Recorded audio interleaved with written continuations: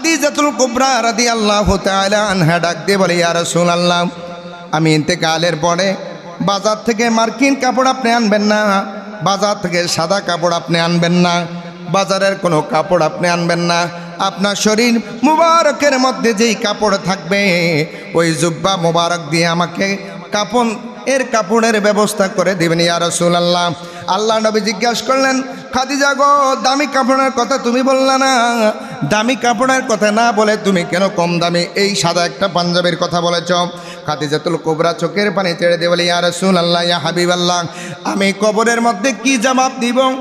আমার বিশ্বাস নবী গো, আপনার জামা মুবারক যদি আমার গায়ের সাথে বেঁধে দেওয়া হয়, আমার কাপড়ের ব্যবস্থা করে দেওয়া হয়, আল্লাহর কসম করে বললাম আপনার সম্মানে আমার আল্লাহ কবরের আযাব আমার জন্য মাফ করে দিবেন। 3 নম্বর, ইয়া রাসূলুল্লাহ, নবী গো, আমাকে যখন প্রশ্ন করা হবে আপনি আমার পক্ষ থেকে প্রশ্নের জবাবগুলো দিয়ে দিবেন। আল্লাহ নবী রাজি হলেন। তাহলে মুআজ্জাজ হাজিরিন, আমি এই কথা বলতেছিলাম, আমার নবী যখন কম্বলটা গায়ে দিলেন, আমার আল্লাহ কয়, হাবিব, আপনাকে আমি স্পষ্ট করে ডাক দেই, ও কম্বল, তোমার এত শান, এত মান, এত দাম কেন? মুজাম্মিল, কম্বল গায়ে দেনেওয়ালা নবী, এত দাম কেন? কম্বল ডাক দিয়ে বলে, আমার কোনো পাওয়ার নাই, পৃথিবীর সব কম্বল একরকম, আমার পাওয়ার বেড়েছে, আমি কম্বল রাহমাতাল লিল আলামিনের শরীর মোবারকে লেগেছি।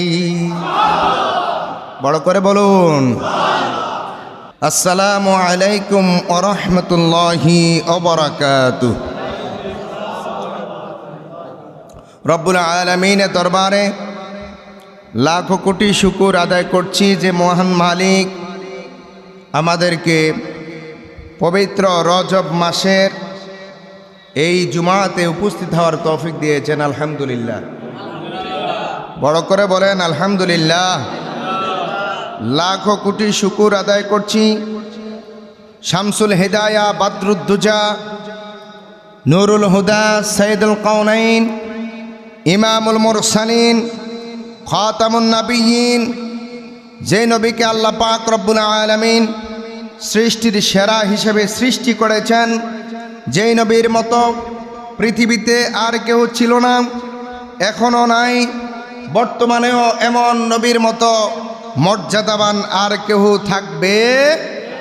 সে জিন্দা নবী, হায়াতুন নবী, নূরুন নবীর নুরানি কদমে আল্লাহ পাক সোনার মদিনায় সবুজ গম্বুজের নিচে আমাদের দুরুদ এবং সালাম পৌঁছিয়ে দেখ। সকলে বলুন আমিন। আরো জোরে বলেন আমিন।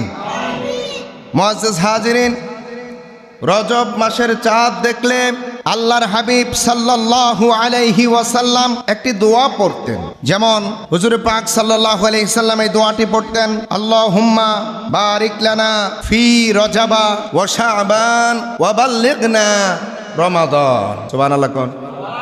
হে আল্লাহ, আমাকে রজব মাসের বরকত দাও। আল্লাহুম্মা বারিক লানা ফি রজবা, রজব মাসের কি দাও? বরকত দাও। বারিক লানা ফি রজবা ওয়া শাবান, এবং শাবান মাসের বরকত দাও। ওয়া বাল্লিগনা রমাদান, আমাকে রমজান মাসে পৌঁছিয়ে দাও। যেরকম সুবহানাল্লাহ।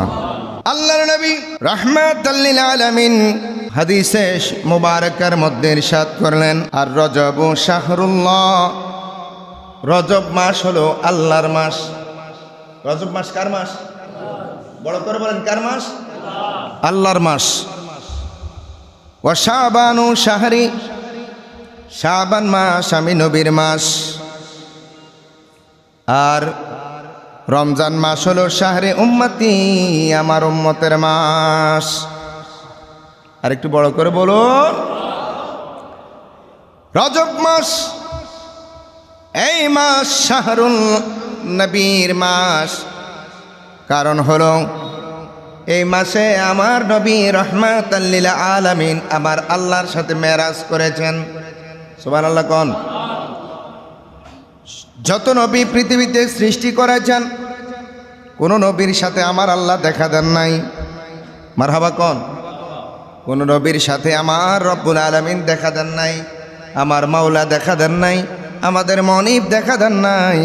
একমাত্র 1 লক্ষ মতান্তরে 2,24,000 পয়গম্বরের মধ্যে আখিরি জামানার পয়গম্বরের সাথে আমার আল্লাহ দেখা দিয়েছেন। এই কারণে এই মাসটা আমার নবীর মাস। শাবান, এই মাসটা আল্লাহর মাস, আর শাবান মাস আমার নবীর মাস। আমার নবী শাবান মাসে অনেক ইবাদত করতেন, আর রমজান মাসটা আমাদের উম্মতের জন্য। তাইলে বোঝা গেল রমজানের গ্রানটা আমাদের নাকে আসতেছে। যারা মুমিন, যারা ইমানদার, যারা আল্লাহকে ভয় করে, যাদের অন্তরে বিন্দুমাত্র আল্লাহর ভয় রয়েছে, তাদের কাছে রমজানের গ্রান আসতেছে। কথা কোন ঠিক কিনা?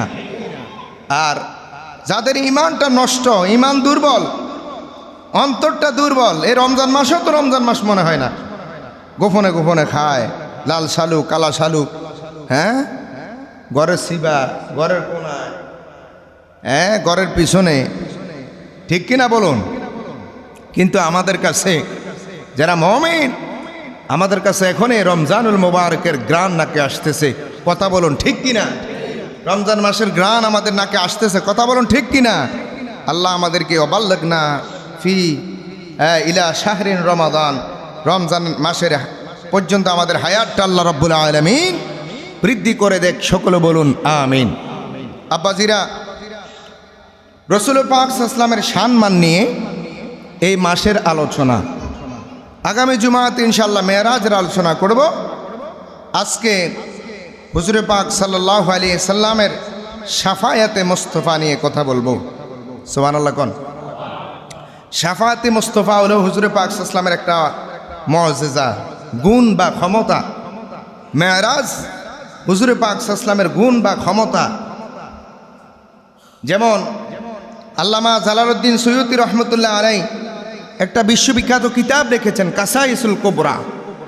কাসাইসুল কুবরার মধ্যে হুজুরে পাক সাল্লাল্লাহু আলাইহি ওয়াসাল্লামের সম্মান লিখতে গিয়ে জালালউদ্দিন সুয়ুতি রহমতুল্লাহ আলাইহি লিখেছেন যে আমার নবীজির শ্রেষ্ঠতম মুআজিজা হলেন আল কোরআন। কেউ কেউ বলেন শ্রেষ্ঠতম মুআজিজা হলো মেরাজ, কেউ কেউ বলেন শ্রেষ্ঠতম মুআজিজা হলো শাফায়াতে মুস্তাফা। কারণ এই সম্মানগুলো অন্য কোনো নবীকে দেওয়া হয়নি, শুধুমাত্র আমার নবী, আপনার নবী, কামলিওয়ালা নবী, সরকারে দু আলম, নূরে মুজাসসাম, সাইয়্যিদুল মুরসালিন, ইমামুল মুরসালিন, খাতামুন নবিয়্যিনকে আমার আল্লাহ দান করেছেন। জোরকন সুবহানাল্লাহ। একমাত্র সুপ্রিম পাওয়ার, পাওয়ারফুল পাওয়ার আমার নবীকে আমার আল্লাহ দান করেছেন। সম্মানিত হাজিরিন, এ কারণে আমার নবীজির শানে আল্লাহ পাক রব্বুল আলামিন কোরআনুল কারীমের 29 পারায় সূরার নাম হচ্ছে মুজাম্মিল। জোরে বলেন কি? মুজাম্মিল। জোরে বলেন কি? মানে কম্বল গায়ে দেনেওয়ালা। মারহাবা কোন? ভাইরা আমার, আল্লাহ পাক রব্বুল আলামিন নবীকে ইচ্ছে করলেন এই সূরার মধ্যে মুজাম্মিল না ডেকে আল্লাহ পাক রব্বুল আলামিন আমার নবীকে সরাসরি ডাকতে পারতেন, ইয়া মুহাম্মদ। কি বলেন ঠিক কিনা? কিন্তু কুরআনুল কারীমের মধ্যে যত জায়গায় মুহাম্মাদুর রাসূলুল্লাহ সাল্লাল্লাহু আলাইহি সাল্লামের সম্মান এসেছে, কোথাও আমার আল্লাহ রাব্বুল আলামিন আমার নবীকে ডাইরেক্ট নাম ধরে ডাক দেন নাই। জোরে কর না সুবহানাল্লাহ। যেমন সূরা ফাতহার মধ্যে আমার আল্লাহ বলেছেন মুহাম্মাদুর রাসূলুল্লাহ সাল্লাল্লাহু আলাইহি ওয়াসাল্লাম। আমরা একজন আরেকজনকে করিম, রহিম, জব্বার বলে ডাকি। দেখেন আমার আল্লাহকে আল্লাহ তুই, আল্লাহ তুমি। আমরা আল্লাহকে অনেক সাধারণ ভাষায় ব্যবহার করি, কিন্তু আল্লাহর পরে কোনো কিছু উচ্চারণ করতে হয় না। কিন্তু আমার নবীর পরে সাল্লাল্লাহু আলাইহি সাল্লাম দুরূদ শরীফ যদি না পড়া হয় তাহলে লানত আসে। তাহলে বুঝা গেল আমার আল্লাহর চাইতে নবী বড় না, কিন্তু নবী তাজিমের পাত্র।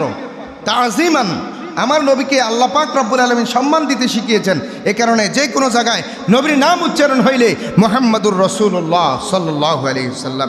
এই যে আমরা তাফসিরে জালালাইনের মধ্যে আসছে, যে হযরত আবু বকর সিদ্দিক রাদিয়াল্লাহু তাআলা আনহু নবী পাকের নাম মুবারক শোনার পরে বৃদ্ধ আঙ্গুলের মধ্যে চুমু খেতেন। সুবহানাল্লাহ কন্যা, আরেকটু জোরে বলেন সুবহানাল্লাহ। এভাবে করে চুমু খাইতেন, শুধু দুরূদ শরীফ পড়তেন না, সাহাবায়ে কেরাম এমন তাজিম করতেন। আমার নবীর নাম শুনলে সাহাবায়ে কেরাম চুমু খেতেন, জিজ্ঞাসা করা হলো আপনি চুমু খান কেন? কয় রহমাতাল লিল আলামিন, ফু দিলে চোখের রোগ ভালো হয়ে যেত। সুবহান সুবহানাল্লাহ। ক্ষমতা দিছেন কে? নবীর নিজের বলে না, দান করছেন আল্লাহ। জোরে বলেন কে? আল্লাহ। ভাইরা আমার গভীর মনোযোগ। ইয়া আইয়ুহাল মুজাম্মিল, এটা কোরআন শরীফের মধ্যে 29 নাম্বার পারায় সূরাটা আমার আল্লাহ দিয়েছেন। কেউ যদি এই সূরাটা সুন্দরভাবে পড়ে, আমার আল্লাহ পাক রব্বুল আলামিনের হাবিব বলেন, বুখারী শরীফ কিতাবুত তাফসীরের মধ্যে এসেছে, কেউ যদি সূরা মুজাম্মিল সুন্দর করে তেলাওয়াত করে, আমার আল্লাহ পাক রব্বুল আলামিনের প্যারা নবী বলেন, আমি রহমাতাল লিল আলামিন ওই মদিনাতুল মুনাওয়ারার মধ্যে ঘুমায়া থাকবো না, আমার উম্মতের ঘরের মধ্যে গিয়ে আমি রসুল দিদার দিব। নবীর দিদার যদি পেতে চান সূরা মুজাম্মিল তেলাওয়াত করবেন। আল্লাহ আমাদের সকলকে নবীর দিদার নসিব করুক, বলেন আমিন। নবী পাকের দিদার যদি কেউ পায়, মান রাআ ফিল মানামি ফাকাদ রাআনি, নবীজি বলছেন। তিরমিজি শরীফ লিখেছেন আবু ঈসা মুহাম্মদ ইবনে ঈসা তিরমিজি রহমতুল্লাহ আলাইহি। তিরমিজি শরীফটা দুইটা খণ্ডে বিভক্ত হয়েছেন, একটা ঈমান আমল আখলাক, আরেকটা রসুলের পাক সিরাত এবং সুরত নিয়ে। সেই সিরাত এবং সুরতের খণ্ড শামাইলে তিরমিজির মধ্যে এসেছে। আল্লাহর হাবিব সাল্লাল্লাহু আলাইহি সাল্লাম বলেছেন, যে ব্যক্তি আমাকে স্বপ্নে দেখলো সে যেন আমি রসুলুল্লাহকে স্বপ্নে দেখলো। আর হাদিসের ব্যাখ্যাকার লিখেছেন, যে ব্যক্তি রহমাতাল লিল আলামিনকে স্বপ্নে দেখেছেন, আমার আল্লাহ রব্বুল আলামিন তার জন্য দোজখের আগুন হারাম করে দিয়েছেন। আর একটু বড় করে বলুন, যে ব্যক্তি আমার নবীকে স্বপ্নে দেখেছেন, স্বপ্নে দেখেছেন, তার জন্য আমার আল্লাহ পাক দোজখের আগুন হারাম করে রেখেছেন। সুবহানাল্লাহ কোন? আর একটু বড় করে বলেন সুবহানাল্লাহ।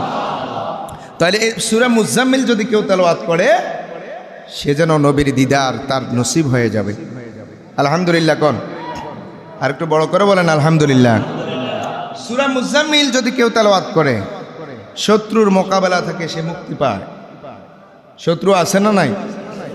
পৃথিবীতে মনে রাখবেন, আল্লাহ এবং আল্লাহ রসুল ছাড়া আপনার পৃথিবীতে আর কেউ আপন নয়।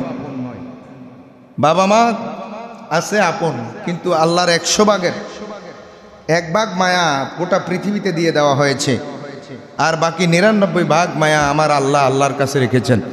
আপনার দুঃখের সাথী, সুখের সাথী, ব্যথার সাথী, আপনার অন্ধকারের সাথী, আলোর সাথী, রিজিকের সাথী, আপনার জীবনের হায়াতের সাথী, মৃত্যুর সাথী, কবরের সাথী, মিজানের সাথী, পলসেরাতের সাথী, সর্ব অবস্থায় আপনার বন্ধু হচ্ছেন আমার আল্লাহ এবং আল্লাহর রসুল। কথা বলুন ঠিক কিনা?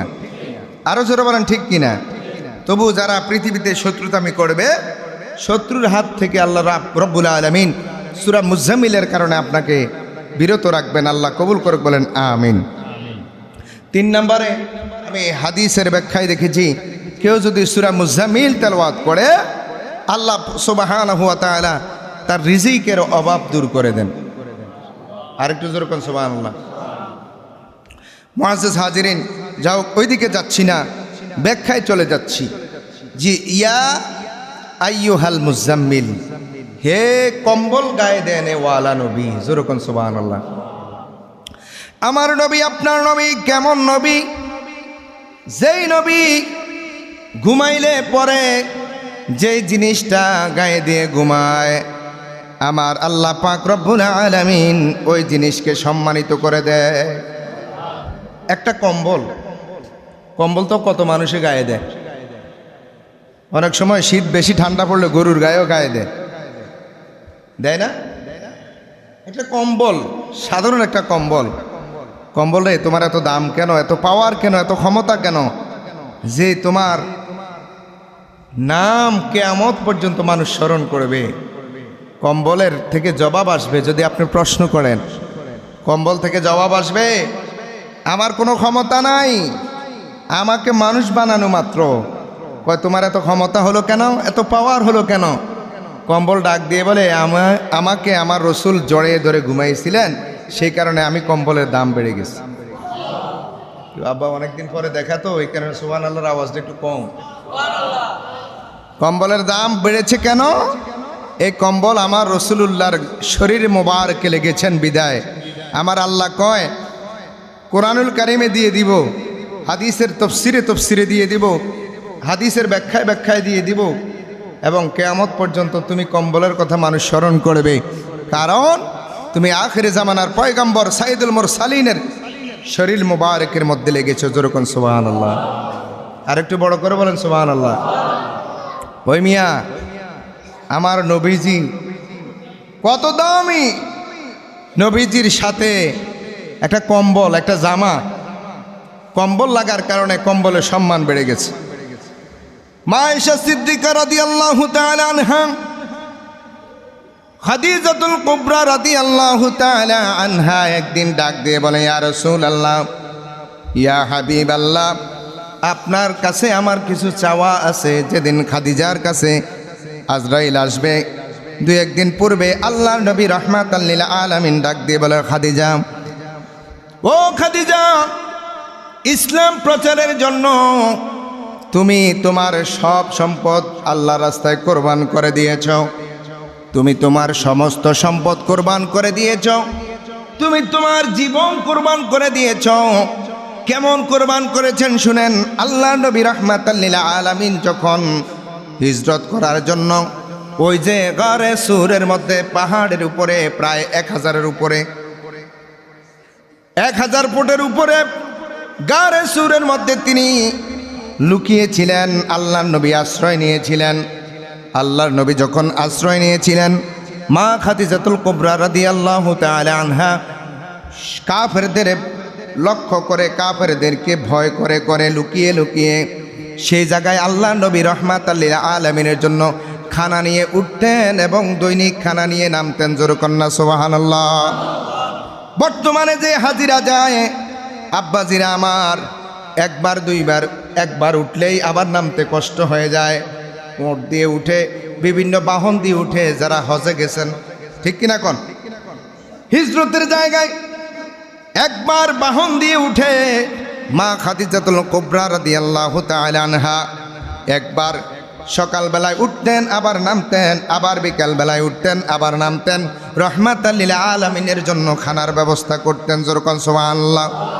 রাহমাতাল লিল আলামিন চোখের পানি ছেড়ে দিয়ে বলেন, এ খাদিজা, যেই সময় মক্কায় আমার কোনো বন্ধু ছিল না, যেই সময় মক্কার মধ্যে আমার কোনো আপনজন ছিল না, সর্বপ্রথম মহিলাদের মধ্যে তুমি খাদিজা ইসলাম গ্রহণ করেছ, তোমার সমস্ত সম্পদ আমি নবীর জন্য বিলীন করেছ।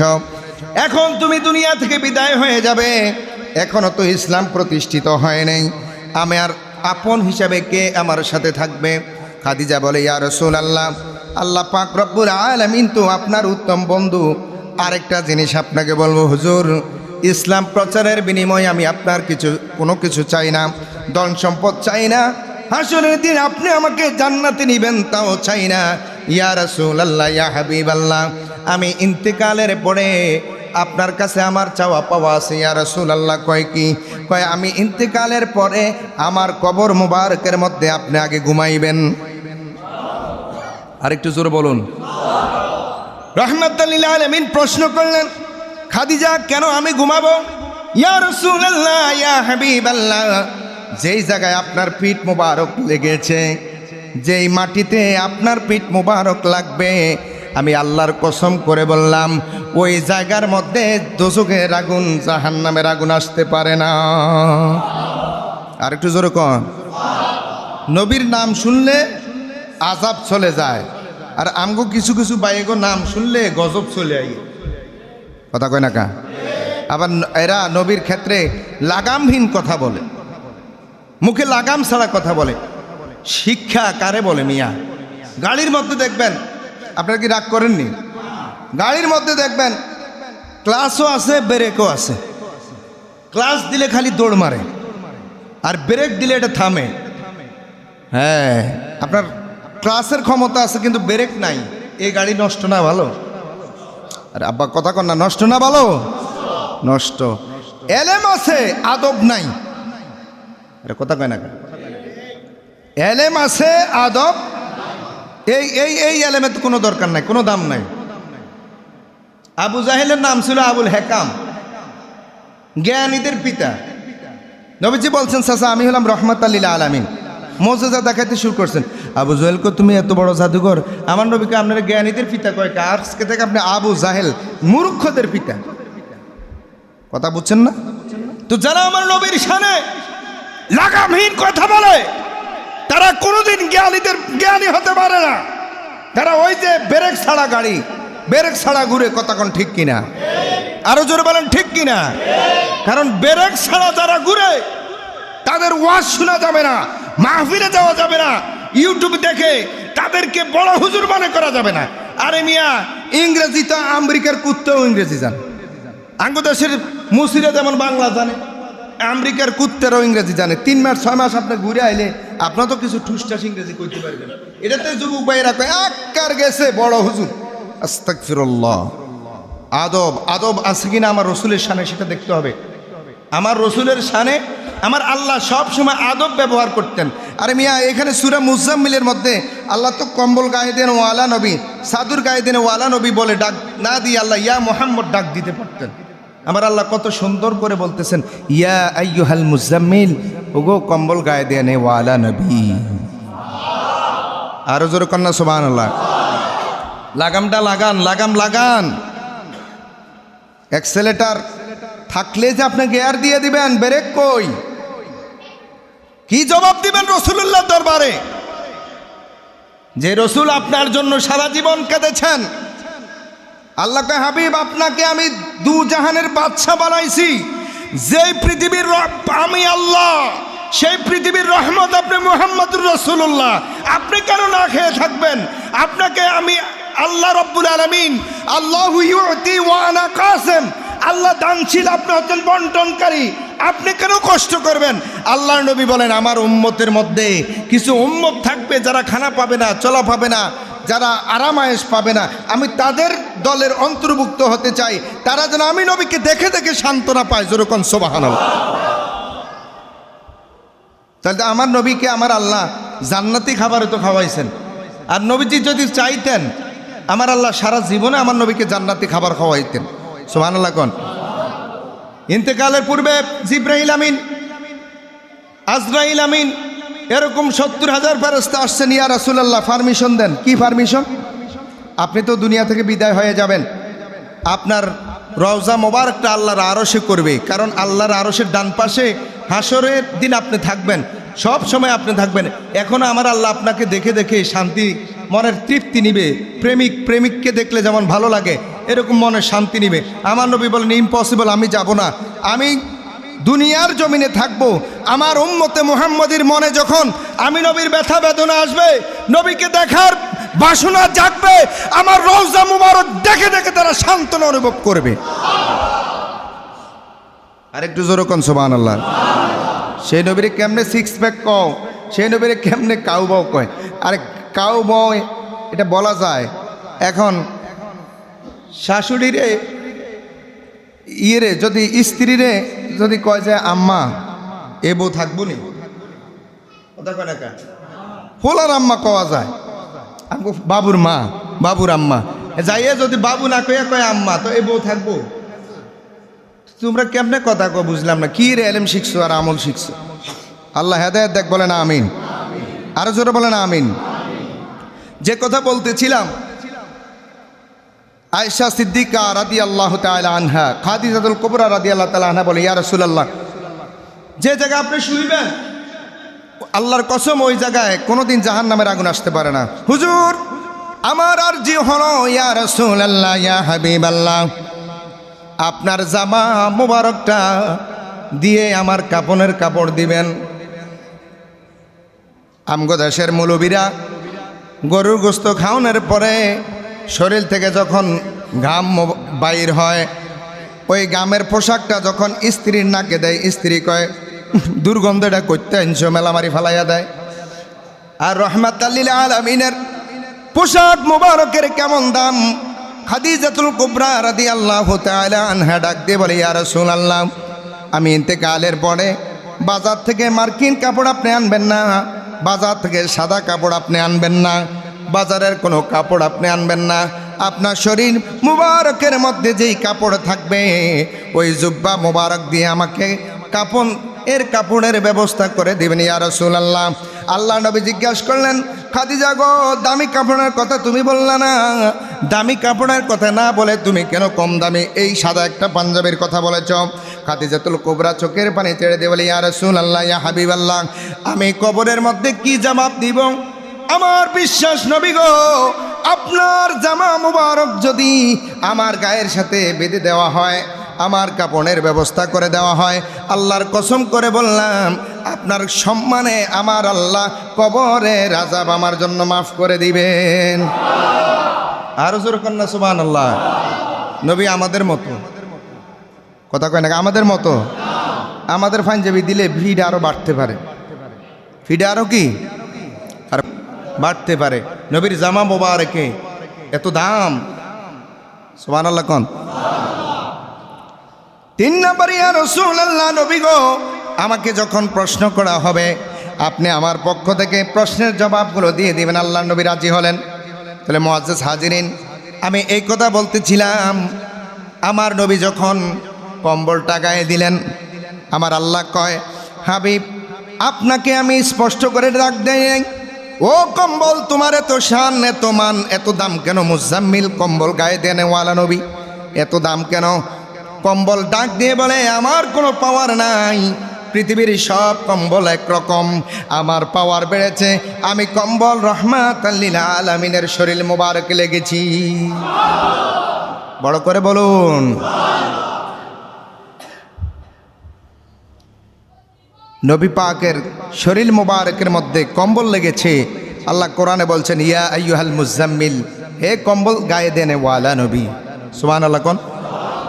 আরেক জায়গায় আমার নবী চাদর মোবারক দিয়ে গায়ে দিয়েছেন। আল্লাহ পাক রব্বুল আলামিন এরপরে সূরায় বলতেছেন, ইয়া আইয়ুহাল মুদ্দাসসির, হে চাদর গায়ে দেনেওয়ালা নবী। সুবহানাল্লাহ কোন। কম্বল গায়ে দিয়েছেন কেন? 2টা ব্যাখ্যা এসেছে। একটা ব্যাখ্যা হলো, আমার নবী রাহমাতুল লিল আলামিন রাত্র এশার পরে তাড়াতাড়ি আমার নবীর অভ্যাস ছিল নবী ঘুমিয়ে যেতেন। নবী কি ঘুমিয়ে যেতেন। তো ঘুমের পরে কিছুক্ষণ পরে রাত্র 12টা, নিসফাহু আও ইনকিস মিনহু কলিলা, সামনে আসতেছে, আল্লাহ ডাক দিয়েছেন আমার নবীকে। আরেকটা ইবারত আসছে, মা খাদিজাতুল কুবরা রাদিয়াল্লাহু তাআলা আনহা, আয়েশা সিদ্দিকা রাদিয়াল্লাহু তাআলা আনহা থেকে হাদিস এসেছে যে নবী পাক সাল্লাল্লাহু আলাইহি ওয়াসাল্লামের উপরে যখন কোরআন নাজিল হচ্ছিল, কি নাজিল হচ্ছিল? কোরআন। আমরা তো সহজ রেডিমেড জিনিস, কোরআন পাইছি, পড়তেছি, কেউ মূল্যায়ন করতেছি আর কেউ না করতেছি, এটা ব্যাপার না, কোরআন তো কোরআনে। কিন্তু আমার নবীর উপরে যখন আমার আল্লাহ কোরআন নাজিল করতে নিয়েছেন, প্রথম সমুদ্রকে বললেন, সমুদ্র রে, তোমার উপরে কোরআন নাজিল করব। সমুদ্রের জবান খুলে যায়, বাহরাইনে মারাজাল বাহরাইনি ইয়ালতাকিয়ান, সমুদ্রের জবান খুলে যায়। সমুদ্র ডাক দিয়ে বলে, আল্লাহ যদি আমার উপর কোরআন নাজিল করো, তাহলে তোমার লক্ষ লক্ষ কোটি কোটি মাছ বান্দার জন্য সৃষ্টি করেছ, নেয়ামত বান্দার জন্য সৃষ্টি করেছ, একটা নেয়ামতও সমুদ্রে থাকবে না, আমি পানিও সমুদ্রে থাকবো না, পুরা তোমার ভয়ে বরফের খণ্ডে পরিণত হয়ে যাব। যেরকম নাউজুবিল্লাহ। আচ্ছা, যখন পুকুরের পানি, নিচের সমুদ্রের তলদেশের পানি যেটা উঠলে আমরা খাই, গ্লাস ভরে খাই, কেউ বিভিন্ন রকমের প্রসেসিং করে খায়, এটা যদি মানে বরফ হয়ে যেত, না গলতো, লোহার মতো শক্ত হয়ে যেত, তাহলে আমরা পানি খাইতাম কই? ঠিক কিনা কোন? পাহাড়কে ডাক দিল, পাহাড় তোমার উপর কোরআন নাজিল করব। পাহাড়ের জবাব শুনেন, পাহাড় ডাক দিয়ে বলেন, লাউ আনজালনা হাযাল কুরআনা আলা জাবালিন লারাআইতাহু খাশিআম মুতাসাদ্দিআম মিন খাশিয়াতিল্লাহ। পাহাড় ডাক দিয়ে বলে, আল্লাহ আমি পাহাড়ের উপর যদি আপনি কোরআন নাজিল করেন, আমি পাহাড় থাকবো না, পাহাড় তোলার মতো উঠতে থাকবো। যদি পৃথিবীতে পাহাড় না থাকে তাহলে পৃথিবী ধ্বংস হয়ে যাবে, ভূমিকম্পে ধ্বংস হয়ে যাবে। কারণ হলো, শুনেন, পৃথিবী আমার আল্লাহ রাব্বুল আলামিন যখন 6 দিনে সৃষ্টি করেছেন, ফি সিত্তাতিল আইয়াম, 6 দিনে সৃষ্টি করার পরে জমিনটা যখন সমান হয়ে গেল, এই জমিনটা টলবল টকবক শুরু করলো, টলমল শুরু করলো। আমার আল্লাহ কয়, জমিন তুমি কাঁপো কেন? জমিন বলে, আল্লাহ গো, এই জমিনের মধ্যে মানুষ অন্যায় করবে, অপরাধ করবে, মানুষ হানাহানি করবে, মারামারি করবে, মানুষ অন্যায় অপরাধ করবে। এই কারণে আমি জমিন চাই না, আমি পবিত্র জমিনটাকে মানুষ নাফাক করে দেখ। আমার আল্লাহ রব্বুল আলামিন বলেন, জমিন রে আমি তোমাকে খুশি হয়ে সৃষ্টি করেছি। আমার আল্লাহ বলেন, এই জমিনের মধ্যে ওয়া আনজালনা মিনাল মুসিরাতি মাআন সাজ্জাজা লিনুখরিজা বিহি হাব্বান ওয়া নাবাতা ওয়া জান্নাতিন আলফাফা।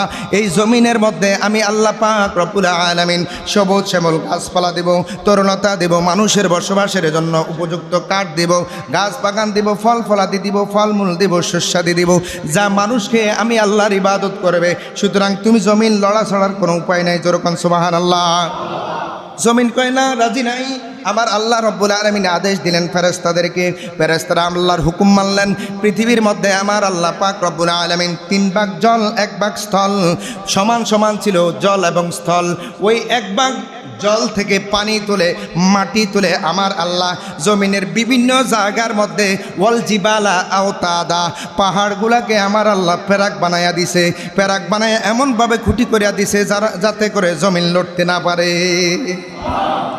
লড়ার কোনো ক্ষমতা নাই। 5 মিনিট 10 সেকেন্ড 15 সেকেন্ডের ঘূর্ণিঝড়ে মাইলকে মাইল ধ্বংস হয়ে যায়।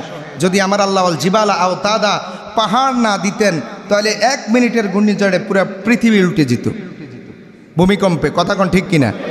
কথা বলেন ঠিক কিনা? আমেরিকার এরা কত শক্তিশালী, এদের এখানে আগুন জ্বলতেছে, দাবালন জ্বলতেছে, আজকে কতদিন নিবানের কোনো সুযোগ নাই। পৃথিবীর প্রায় দেশ ওদের বন্ধু হয়ে আসছে, হেলিকপ্টারে পানি দিতেছে, পানি যত দেয় তত আগুন আরো বাড়ে।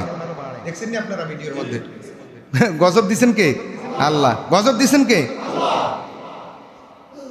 যত পানি দেয় বাতাসের সাথে আগুন বাড়ে। তাহলে এই পাহাড় আমার আল্লাহ সৃষ্টি করেছেন ওয়াল জিবালা আওতাদা, প্যারাক রূপে। যে কথা বলতেছিলাম আব্বাজি, যে ইয়া আইয়ুহাল মুজাম্মিল, হে কম্বল গায়ে দেনে ওয়ালা নবী। আমার নবী কেন কম্বল গায়ে দিতেন শুনেন। নবী পাক সাল্লাল্লাহু আলাইহি ওয়াসাল্লাম কম্বল গায়ে দিতেন। ব্যাখ্যাকার অনেক ইউটিউবার বক্তা, আমি এটার আয়াত দিয়ে সার্চ দিয়ে দেখছি, অনেক ইউটিউবার বক্তা কয় আমার নবী ভয়ে কম্বল গায়ে দিয়েছেন। কি ভয়ে? কোরআন তেলাওয়াতের ভয়ে। নাউজুবিল্লাহ, আস্তাগফিরুল্লাহ। শুনেন, আপনারা তো অনেক সময় মনে করেন যে আমরা তো বুঝি, কিন্তু কোন হুজুরের বয়ান শুনবো, যার শুনি তারে ভালো লাগে। বাবারে, দোকানদার বাজারে 100 জন থাকলে ফোসা আলু কেউ কিনে না, ভালো আলু ডে কিনেন। নবীর সম্মান যে পথে আছে, যে জায়গায় আছে, যেই তরিকায় আছে, যে কথায় আছে, সেই কথা গ্রহণ করেন। যেখানে আদব নাই, আজিজি নাই, তাকরির নাই, তাজিম নাই, সেই কথা যদি গ্রহণ করেন ইমান বরবাদ হয়ে যাবে। কথা কোন ঠিক কিনা? নবীর সামনে, নবীর পিছনে নামাজ আদায় করেছেন, বের হয়ে আমার নবীর সমালোচনা করেছেন, আবার নবীর পিছনে নামাজ আদায় করে জীবন পর্যন্ত দিয়েছেন। যারা নবীকে মহব্বত করেছেন তারা জান্নাতি হয়েছেন, যারা নবীর বিরুদ্ধে কথা বলেছেন তারা হয়েছেন মুরতাদ, মুনাফিক। কথা কোন ঠিক কিনা? এই কারণে নবীর মহব্বত রাখতে হবে, মুনাফিক হওয়া যাবে না। আব্বাজিরা, পাহাড় বলল যে আল্লাহ লাউ আনজালনা হাযাল কোরআন, এই কোরআন যদি আমার উপর নাজিল করো, আলা জাবাল, আমি পাহাড় ক্ষণ হয়ে যাব, তুলার মতো উঠতে থাকবো। সেই ভার কোনো নবী নিতে চায় নেই। এই কোরআনের ভার আমার নবীর উপর আমার আল্লাহ দান করেছেন।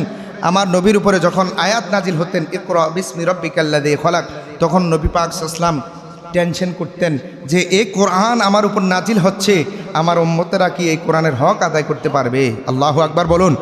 তখন নবীজি চাদর মোবারক গায়ে দিতেন, জ্বর জ্বর অনুভব হইতো। জিবরাইল আমিন আসতো, হুজুর করো, আপনি পড়েন। আল্লাহ রাসূল সাল্লাল্লাহু আলাইহি ওয়াসাল্লাম বলছেন আনা বেকরি, আমি পড়তে জানি না, আমি পারি না। নবীজি পড়েন নাই, কারণ নবীজি যদি জিবরাইল আমিনের কাছে পড়তেন তাহলে নবীর শিক্ষক হইতো জিবরাইল।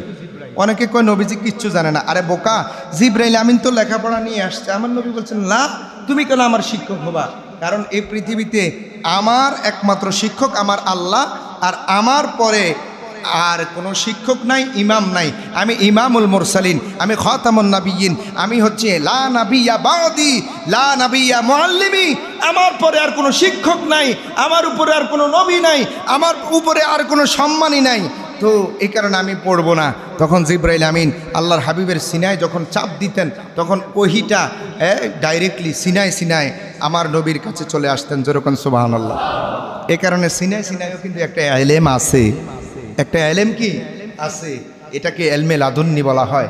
এটা এলমে লাদুন্নি বলা হয়। কারা এলমে লাদুন্নি অর্জন করবে? যাদের ভিতরে এলমে শরীয়ত পরিপূর্ণ আছে, এলমে তরিকত পরিপূর্ণ আছে, এলমে হাকিকত পরিপূর্ণ আছে, এলমে মারিফতের বিশ্বাস পরিপূর্ণ আছে, তাদের কাছে ইলহাম অথবা এলমে লাদুন্নি আমার আল্লাহ দান করবেন। যেরকম সুবহানাল্লাহ। আব্বাজিরা, মুজাম্মিল নবী চাদর গায়ে দিতেন কোরআনুল কারীমের সম্মানের ভয়ে, ইজ্জতের ভয়ে। তো আমার নবী একদিন এরকম চাদর মোবারক গায়ে দিয়ে শুয়ে আছেন। আমার আল্লাহ বলতেছেন, ইয়া আইয়ুহাল মুজাম্মিল, হে কম্বল গায়ে দেন ওয়ালা নবী, কুমিল লাইলা ইল্লা কলিলা, এই রাতের ভিতরে আপনি একটু দাঁড়ান, আপনি একটু কি, আরে জোর বলেন, আপনি একটু কি, রাতের ভিতরে আপনি একটু দাঁড়ান। কখন দাঁড়াবো? নিসফাহু আও ইনকিস মিনহু কলিলা, রাতের অর্ধভাগে অথবা একটু পরে আপনি দাঁড়ান। আল্লাহর নবী বলেন, দাঁড়াইয়া কি করব? কয় ওয়ারাত্তিলিল কুরআনা আও জিদ আলাইহি ওয়ারাত্তিলিল কুরআনা তারতিলা, আপনি তারতিল সহকারে আল্লাহর কোরআন তেলাওয়াত করতে থাকেন। যেরকম সুবহানাল্লাহ। আল্লাহর কোরআন তেলাওয়াত বলতে এখানে তাহাজ্জুদের নামাজকে বোঝানো হয়েছে। আমার নবী বলেন, আল্লাহ কেন আমি কোরআনুল কারীমের তেলাওয়াত করব? আল্লাহ কয়, আপনাকে আমি আল্লাহ রাব্বুল আলামিন কিছু সম্মান দান করেছি। কয় কি সম্মান? কয় ইয়া রাসূলুল্লাহ, ইয়া হাবিবাল্লাহ, আপনাকে সম্মান দান করেছি।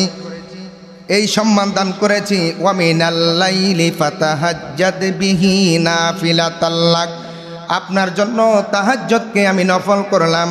কেন নফল করলেন? কয় আসা আইয়া বাসাকা রব্বুকা মাকামাম মাহমুদা, পৃথিবীর কোনো নবীকে আমি মাকাম মাহমুদা দান করি নাই, পৃথিবীর কোনো নবীকে আমি সুপারিশের ক্ষমতা দান করি নাই, পৃথিবীর কোনো নবীকে আমি এত মর্যাদাপূর্ণ জিনিস দান করে নেই, শুধু আপনি রহমাতাল লিল আলামিনকে দান করেছি। যেরকম সুবহানাল্লাহ। দেখেন এখানে আইয়া বাসাকা রব্বুকা মাকামাম মাহমুদা, মাকামাম মাহমুদা, মাকাম মানে জায়গা।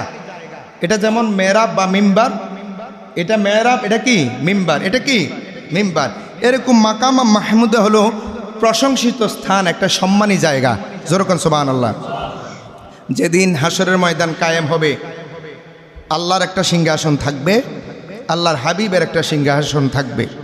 তো আল্লাহর সিংহাসনে আল্লাহ বসবেন, খালি সিংহাসনটা খালি থাকবে। আমার নবীজি সেজদায় পড়ে থাকবেন। বুখারী শরীফ কিতাবুল আম্বিয়া এর মধ্যে হাদিসটা এসেছে, আল্লাহ পাক রব্বুল আলামিন নবীকে ডাক দিয়ে বলবে, ইয়া মুহাম্মদ সাল্লাল্লাহু আলাইহি ওয়াসাল্লাম। এক জায়গায় শুধু নবীর নাম ধরে আল্লাহ সেদিন ডাক দিবেন, গরম হইয়া ডাক দিবেন। সেদিন আল্লাহ খুব গরম থাকবেন হাসরের ময়দানে। আইনা জাব্বারুনা আইনা মুতাকাব্বিরুন, পৃথিবীতে শক্তিশালীরা কোথায়, অহংকারীরা কোথায়, বড়াইকারীরা কোথায়? যারা খোদা দাবি করছে, নমরুদ, ফেরাউন, হামান, এরা খোদা দাবি করছে না? কথা কন না। সেদিন আল্লাহ খুব গরম থাকবে, যে যারা রুবুবিয়ত দাবি করেছ, আমি রবকে নিয়ে টানাটানি করছো, তারা আজকে কোথায়? 30,000 বছর 50,000 বছর বয়ে চলে যাবে, কেউ কোনো কথা বলবে না, আমার নবী সিজদায় পড়ে থাকবে। ইয়া মুহাম্মদ, আল্লাহ ডাক দিয়ে বলবে, হে মুহাম্মদ সাল্লাল্লাহু আলাইহি সাল্লাম, ইরফা রাসাকা, আপনি আপনার মাথা তোলেন। ইয়া রাসূলুল্লাহ, আমি হাসরের ময়দান আজকে এই আয়োজন করেছি আপনি নবীর শান বোঝানোর জন্য, আপনি নবীর সিজদা দিয়ে আমাকে খুশি করার জন্য না, আপনি আজকে আমার পাশে বসে আমাকে খুশি করাবেন। আজকে আপনি আমার পাশে বসে আপনি আমাকে খুশি করাবেন, সেই কারণে হাসরের ময়দান আমি দিয়েছি। আল্লাহু আকবার বলেন। ইয়া মুহাম্মদ ইরফা রাসাকা, আপনি মাথা তোলেন। ওয়াসালতা ইরফা রাসাকা ওয়াসালতা ওয়াসফা তুশাফা, আপনি হাবিব, আপনাকে সাফায়াতের ভার দিয়ে দেওয়া হলো। আপনি যাকে সুপারিশ করবেন তাকে আমি আল্লাহ আজকে সাফায়াত দিয়ে জান্নাত দিয়ে দিব। আর যেরকম সুবহানাল্লাহ। এই কারণে তিরমিজি শরীফের হাদিসের মধ্যে এসেছে, ওয়ান আনাস রাদিয়াল্লাহু তাআলা, আনাস রাদিয়াল্লাহু তাআলা আনহু যিনি রাসূলুল্লাহর 10 বছরের খাদেম ছিলেন, কেউ কেউ বলেন 12-13 বছরের খাদেম ছিলেন। আনাস রাদিয়াল্লাহু তাআলা আনহুর জীবনের মধ্যে পাওয়া যায়, আনাস ডাক দিয়ে বলে, পৃথিবীর মানুষ শুনো, আমি যখন একবারে ছোট, আমি আমার নবীর কাছে খেদমতের জন্য গিয়েছি। আমি যখন গিয়েছি, আমার বাবা মা দেখে আমাকে মেরে মেরে নিয়ে আসতে চেয়েছিল যে মুহাম্মদের খেদমত তোর করা লাগবে না। আমি বলেছি, আব্বা গো, আম্মা গো, পৃথিবীর সব কিছু আমি ছেড়ে দিতে পারি, মুহাম্মদ সাল্লাল্লাহু আলাইহি ওয়াসাল্লামের কদম মোবারক আমি ছাড়তে পারি না। আনাস বলেন, আমি যখন নবীজির খেদমত করতাম, রহমাতাল লিল আলামিন যখন আমার কাছে গরম পানি চাইতেন, আমি ঠান্ডা পানি এনে দিতাম। মুহাম্মদ সাল্লাল্লাহু আলাইহি ওয়াসাল্লাম যখন আমার কাছে গামছা চাইতেন, আমি লুঙ্গি এনে দিতাম। মুহাম্মদ সাল্লাল্লাহু আলাইহি ওয়াসাল্লাম যখন আমার কাছে খাবার চাইতেন, অন্য কিছু এনে দিতাম। আমি ছোট মানুষ, বুঝতাম না। এমন রহমাতাল লিল আলামিন কোনোদিন আমি আনাসকে আমার নবী একটা ধমকও দেয় নাই, কোনোদিন আমাকে একটা ধমকও দেয় নাই। সে আনাস থেকে হাদিসটা, যিনি রাসূলুল্লাহ সাল্লাল্লাহু আলাইহি ওয়াসাল্লামের সামনে থেকে থেকে নবীকে দেখছেন এবং খেদমত করছেন। একজনের খেদমত করলে, কাছে থাকলে তার সম্পর্কে বোঝা যায়। কথা কোন ঠিক কিনা?